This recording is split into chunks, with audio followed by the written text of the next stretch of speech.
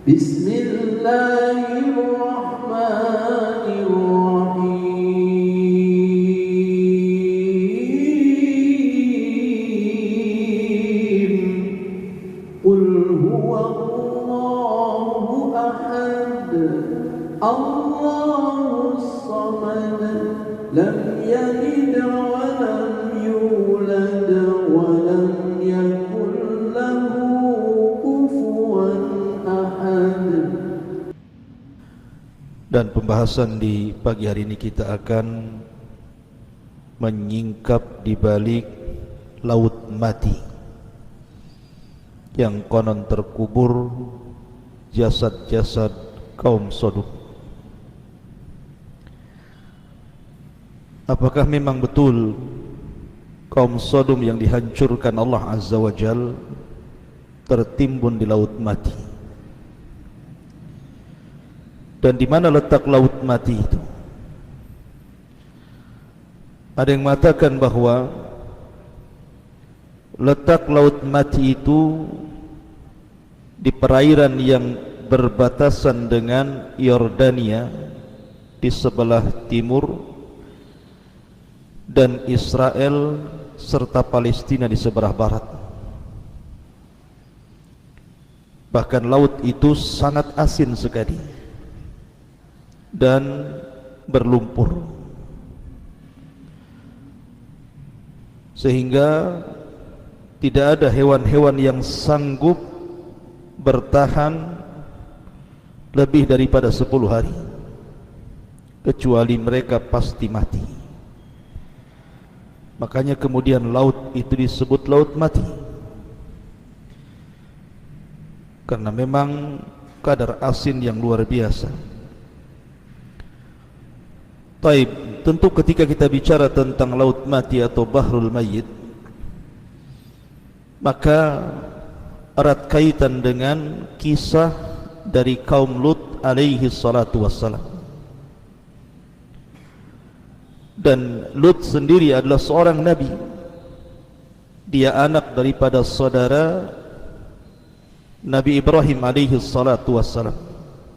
Artinya Lut adalah keponakan daripada Ibrahim alaihi salatu wassalam.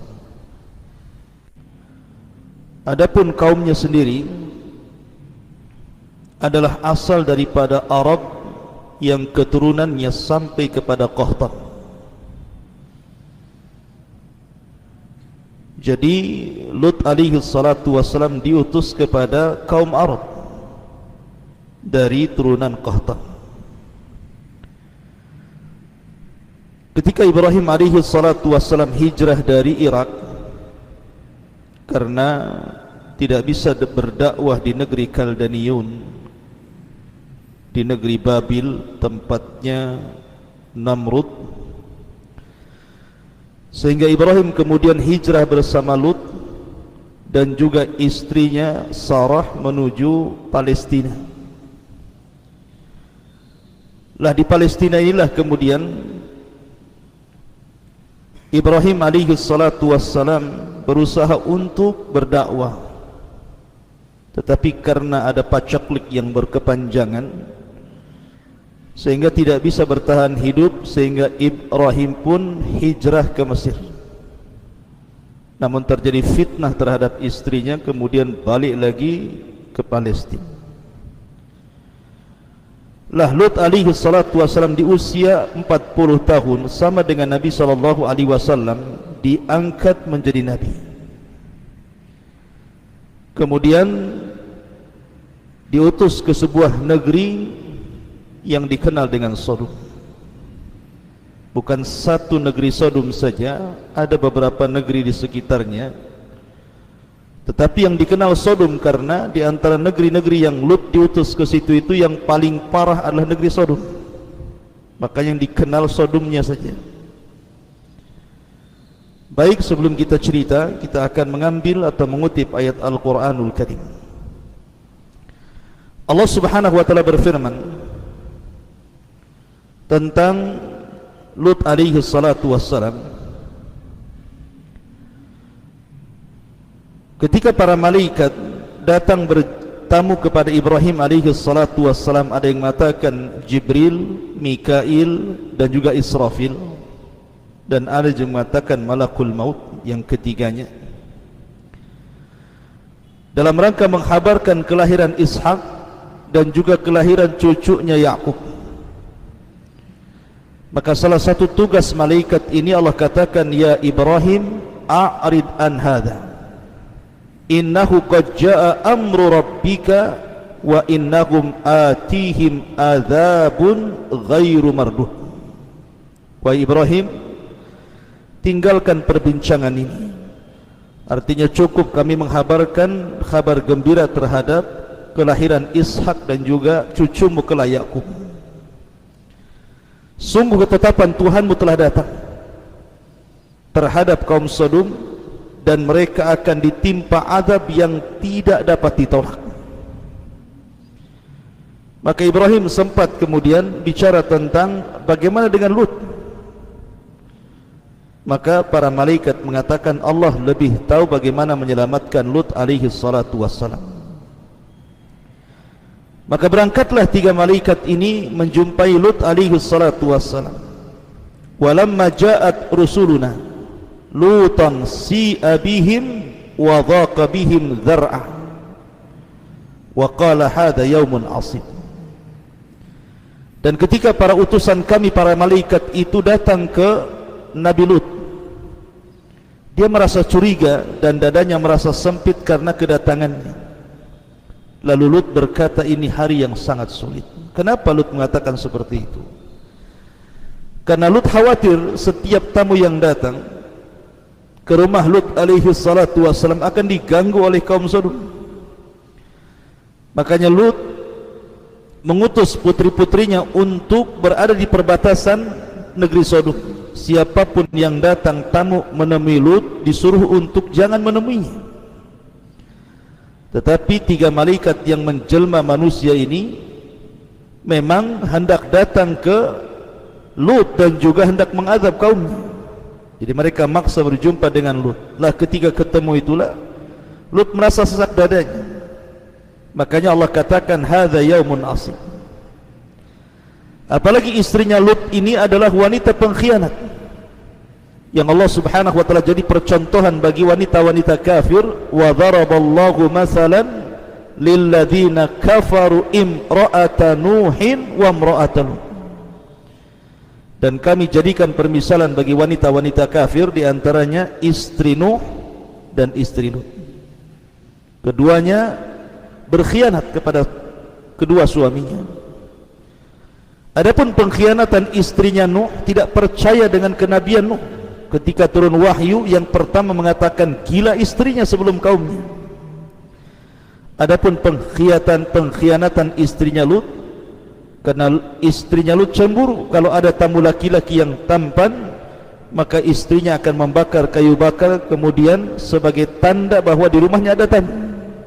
Maka akan datang orang-orang jahat kaum Sodom, kemudian akan memperkosanya. Makanya kemudian di sini dijelaskan waja'ahu qaumuhu yuhra'una ilaihi wa min qablu kanu ya'maluna sayyi'at. Dan kaumnya segera datang kepadanya ketika tahu bahwa di rumah Lut itu ada tamu, maka mereka segera datang karena ada tanda yang diberikan istrinya itu. Dan sejak dulu mereka selalu melakukan perbuatan keji. Maka Lut mengatakan, qala ya qaumi haula'i banati hunna adharu lakum fattaqullah wala tuhzun fi dhaifi alaysa minkum rajulun rasyid. Di sini Lut hendak membela tamunya dengan cara berdialog, dengan cara lembut dulu. Lut mengatakan, wahai kaumku, kalian tidak perlu dengan tamu-tamuku laki-laki ini. Cukup dengan putri-putriku saja. Kalau kalian mau menikah, menikahi putri-putriku. Mereka lebih suci bagi kami. Tentu yang dimaksud putri-putri di sini bukan putri-putrinya Lut saja, tapi seluruh wanita-wanita Sodom dan wanita-wanita sekitarnya, karena Nabi itu ibarat bapak bagi anak-anak putri kaumnya. Artinya seolah-olah Lut mengatakan, wanita-wanita banyak, kenapa yang kalian cari laki-laki? Mereka lebih suci bagi kalian. Bertakwalah kepada Allah dan janganlah kalian mencemarkan nama baikku terhadap tamu-tamuku ini.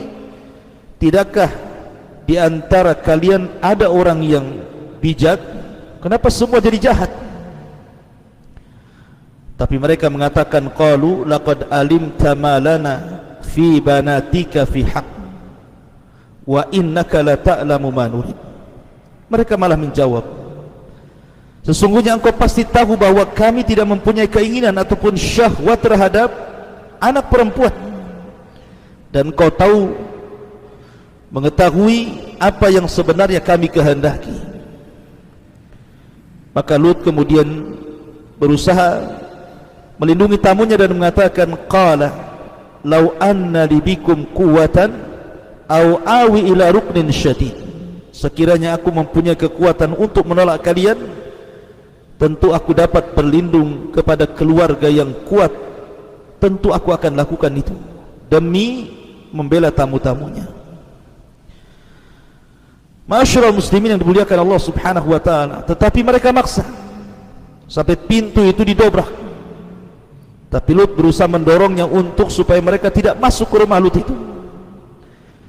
Melihat percakapan Lut dengan kaumnya dan keras hatinya kaumnya kepada Lut untuk mengambil tamu-tamu itu, mereka tidak tahu bahwa tamu-tamu itu adalah para malaikat. Maka para malaikat mengatakan, ya Lut, inna rusulu rabbika, wahai Lut, tenang saja, kami ini utusan Allah, utusan Rabb. Lan yasilu ilaika fa asri bi ahlika bi qit'in minal laili. Mereka tidak dapat mengganggu kamu, sebab itu pergilah ajak keluargamu pada akhir malam. Wala yaltafit minkum ahadun illa imra'atak. Syaratnya, jangan ada seorang pun di antara kamu ketika meninggalkan rumah ini menoleh ke belakang, kecuali istrimu. Jadi maksudnya begini, Lut ini berusaha kemudian mempersiapkan diri karena malam hari itu harus pergi dari rumah itu bersama anak-anaknya dan juga istrinya diajak. Tetapi Lut hanya memberitahu kepada anak-anaknya, nanti kalau kita berangkat dari rumah ini jangan menoleh ke belakang. Lah kata-kata Lut ini tidak diberitahu kepada istrinya karena tahu istrinya kufur, tetapi tetap diajak. Kemudian, innahu musibuha ma asabahu inna mau'idahumus subh alaysa subhu biqarib. Sungguh dia, maksudnya istrinya, akan ditimpa siksa yang juga menimpa mereka. Sesungguhnya saat terjadinya siksa itu mendekati waktu subuh. Bukankah subuh sudah dekat? Segera kau pergi. Maka Lut pun bergegas dengan anak-anak wanitanya dan juga istrinya berangkat. Allah mengatakan, falamma jaa amruna ja'alna 'aliyaha safilaha wa amtarna 'alaiha hijaratan min sijil mandud. Maka ketika keputusan kami datang, kami menjungkir balikkan negeri kaum Lut dan kami hujani mereka bertubi-tubi dengan batu dari tanah yang terbakar. Musawwamatan 'inda rabbik wa ma hiya minadh dhalimin biba'id. Yang diberi tanda oleh Tuhanmu dan siksaan itu tiadalah jauh bagi orang-orang yang zalim. Jadi ketika Lut alaihi salatu wassalam sudah meninggalkan rumahnya dan juga kaumnya bersama putrinya, tiba-tiba Jibril datang. Pertama azab yang diberikan kaum Lut adalah tiba-tiba Jibril kemudian merubah wujudnya, kemudian mengepas sayapnya satu kali sehingga orang-orang yang di sekitar Lut, orang-orang jahat itu, semua matanya keluar dari tempatnya. Dan ini hanya khusus orang-orang yang mengepung rumah Lut itu saja. Kemudian setelah itu dia menancapkan sayapnya, ditancapkannya dalam-dalam, kemudian diangkatlah negeri Sodom dan negeri-negeri yang akhlaknya sama dengan Sodom ke langit. Kemudian mereka dihujani dengan batu meteor sehingga mereka mati sebelum mereka dihempaskan ke bumi. Kemudian setelah itu dibaliklah kota Sodom itu, kemudian dihempaskan ke bumi. Saking dahsyatnya akhirnya cekunglah bumi dan jasad-jasad kaum Sodom dibalik itu, kemudian akhirnya menjadi sebuah danau yang orang-orang menyebutnya Bahrul Mayyit. Di sini cerita dimulai, akhirnya menjadi laut mati. Ma'asyiral muslimin yang dimuliakan Allah Subhanahu wa taala, apa sebenarnya dosa kaum Lut itu? Kenapa sedemikian parah Allah Subhanahu wa taala mengadab mereka? Bahkan tidak ada kaum yang dicela seperti kaum Lut di dalam Al-Quran secela-celanya, dengan berbagai macam celaan dari Allah Subhanahu wa taala. Pertama, kaum Lut itu mereka adalah seorang musyrik, mereka menyembah berhala, dan Lut berusaha untuk mengembalikan mereka ke dalam tauhid, tetapi mereka enggan. Dari segi akidah mereka rusak. Kemudian yang kedua, kaum Lut ini juga dari segi akhlak, dari segi akhlak mereka sangat buruk sekali, karena mereka qad atar rijala bi syahwatin fahishatin kama ya'tin nisa. Mereka suka laki-laki dengan syahwat yang sangat buruk sekali. Artinya mereka juga suka dengan perempuan, tetapi mereka lebih suka dengan laki-laki. Dan inilah pencetus pertama sejarah LGBT. Sejarah LGBT pertama itu dilakukan oleh kaum Lut, kaum Sodom. Mereka lah yang memulakan perbuatan keji ini. Kemudian yang ketiga, mereka suka berjudi dan suka mencela sebagian lain dengan sebagian yang lainnya, dan mereka tasyabbuhur rijal fi asril asir bin nisa. Mereka juga tasyabbuh, dandanan mereka seolah-olah laki-laki seperti perempuan. Kemudian juga mereka qutta'ut turq, suka mencuri, merampok, garong, dan mereka tidak punya akhlak dalam majlis-majlis. Sampai maaf, ketika mereka kentut pun mereka akan kentut sembarangan. Akhlak mereka rusak, mulai dari akhlak kecil sampai akhlak besar. Terkadang mereka berzina di depan mata, tidak malu.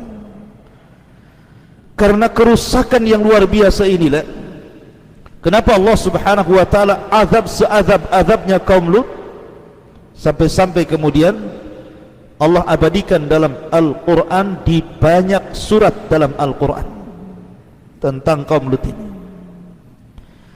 Ma'asyiral muslimin yang dimuliakan Allah Subhanahu wa taala, terjadi silang pendapat sebenarnya tempat diazabnya Lut itu di mana? Ada yang mengatakan bahwa Sodom, kota yang Lut diutus untuk berdakwah itu, adalah terletak di mantiqatil bahril mayyit, berdekatan dengan laut mati. Laut mati yang saya katakan tadi terlingkup di antara Urdun dan juga Israel dan Palestina, tengah-tengahnya. Lut alaihi salatu wassalam ini, ketika datang para malaikat, memang tidak ada Al-Quran ataupun hadis yang menjelaskan tentang yang datang untuk mengadab kaum Lut itu malaikat Jibril, tidak ada.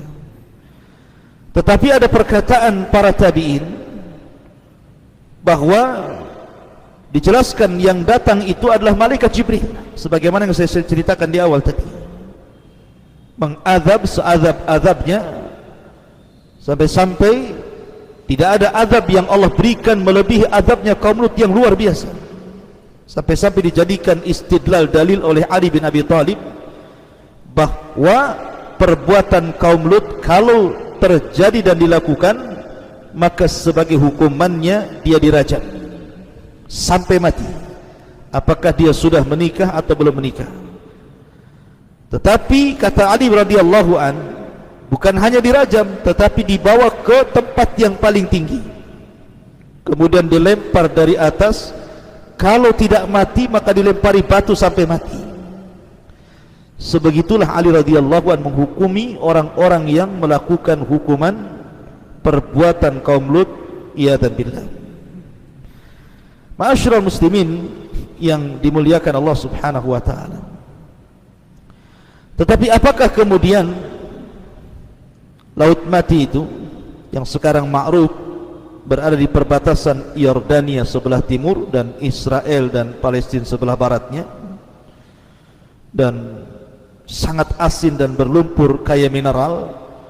Memang laut itu indah sebenarnya, tapi masalahnya banyak orang-orang yang datang ke laut itu hanya untuk mandi lumpur, kononnya untuk kesehatan. Padahal Nabi SAW sudah melarang. Tidak boleh seseorang itu mendatangi tempat-tempat yang diazab. Nabi SAW bersabda, la tadkhulu ala haula'il mu'adzabin illa an takunu bakin. Janganlah kalian masuk ke negeri-negeri yang pernah diazab kecuali mereka dalam kondisi menangis. Fa illam takunu bakin fala tadkhulu alaihim. Kalau kalian tidak bisa menangis, maka jangan masuk ke tempat-tempat itu. Kenapa demikian? Dikhawatirkan tertimpa masalahnya, tertimpa azab sebagaimana yang Allah timpakan kepada mereka. Sekali lagi bahwa apakah memang di Laut Mati tempat jasad-jasad kaum Sodom yang diazab oleh Allah Subhanahu wa taala? Allahu a'lam. Allahu a'lam, kita tidak tahu. Tetapi itu yang banyak dibicarakan oleh para ulama. Karena bagaimanapun Quran tidak menyebutkan Laut Mati, hanya menyebutkan azabnya saja. Bagaimana Allah Subhanahu wa taala mengazab kaum Lut karena mereka membantah nabinya, mereka melakukan kesyirikan dan banyak kerusakan.